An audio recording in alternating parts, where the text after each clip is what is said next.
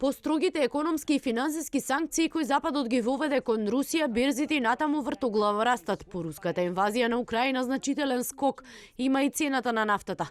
Македонија газ има како држава не сме директно засегнати од случувањата во Украина, но цените неизбежно е да растат, оценува македонскиот енергетски консултант Митко Андреевски во студио 10 на ТВ24.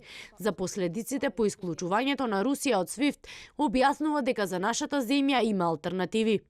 Еден прозор е оставен, се надевам дека е тоа намерно направено. Не се сите банки опфатени во Русија, него се опфатени 70% од најголемите банки.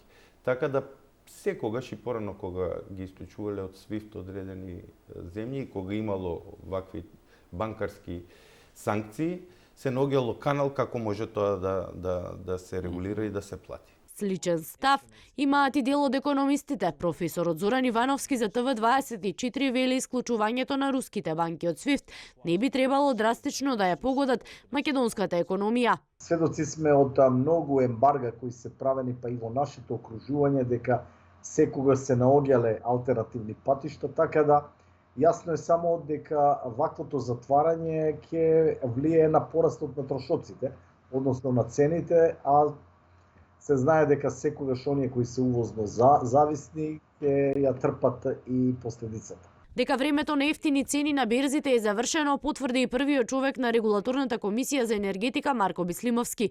Цената на бензините и дизелот од полнок ќе биде повисока за 1,5 денар. Гаранција нема ниту за цената на струјата. Се очекува да расте.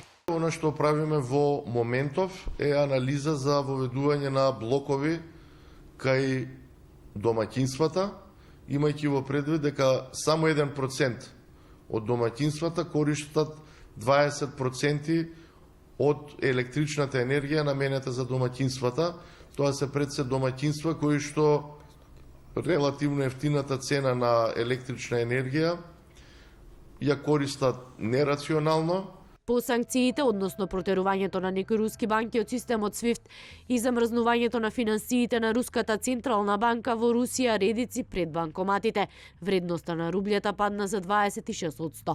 Московската берза денеска не отвори. Најави кога би отворила се уште нема.